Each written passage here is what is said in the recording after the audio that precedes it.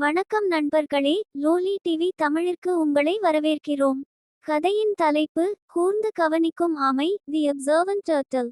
முன்னொரு காலத்தில் ஒரு வெள்ளி ஆறு ஓடிக்கொண்டிருந்த ஒரு சிறிய கிராமத்தில் டிமோ என்ற சிறிய ஆமை வாழ்ந்து வந்தது. அந்த குளத்தில் இருந்த மற்ற எல்லா ஆமைகளை விடவும் டிமோ மிகவும் சிறியது.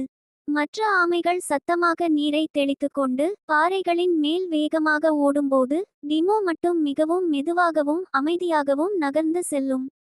உன்னால் சுவாரஸ்யமாக எதையும் செய்ய முடியாது, நீ மிகவும் சிறியவன் என்று தவளைகள் அடிக்கடி டிமோவை கேலி செய்யும். டிமோ ஒருபோதும் வாதிடாது. அவன் புன்னகைத்தபடி உலகத்தை உன்னிப்பாக கவனிப்பான்.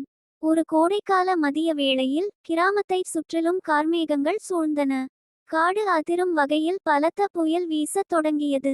மழை கொட்டியது. ஆற்றில் நீர்மட்டம் மெல்ல மெல்ல உயரத் தொடங்கியது.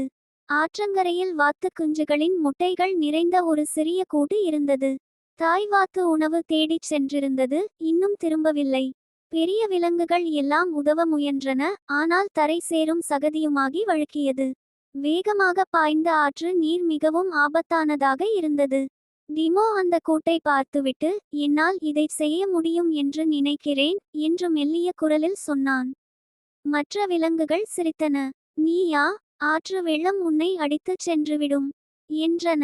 ஆனால் மற்றவர்கள் கவனிக்காத ஒன்றை டிமோ கவனித்திருந்தான். நீருக்கு அடியில் மறைந்திருந்த தட்டையான கற்கள் கொண்ட ஒரு குறுகிய பாதை அவனுக்கு தெரிந்தது. மிகவும் மெதுவாக அடிமேல் அடி வைத்து டிமோ அந்த கற்களை கடந்தான்.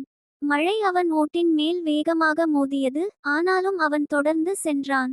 அவன் கூட்டை அடைந்ததும் அதை மெதுவாக தன் முதுகில் தள்ளிக்கொண்டு ஆற்றங்கரை பாதை வழியாக மிகவும் கவனமாக திரும்பினான். முட்டைகளுடன் டிமோ பத்திரமாக திரும்பியதைக் கண்ட விலங்குகள் ஆரவாரம் செய்து மகிழ்ச்சியை வெளிப்படுத்தின. சில நிமிடங்களுக்குப் பிறகு தாய் வாத்து அங்கு வந்தது. அவள் டிமோவை இறுக கட்டியணைத்து கொண்டாள். என் குழந்தைகளை காப்பாற்றிவிட்டாய் என்று நெகிழ்ச்சியுடன் கூறினாள். அன்று இரவு தவளைகள் குளத்தின் அருகே அமைதியாக அமர்ந்திருந்தன.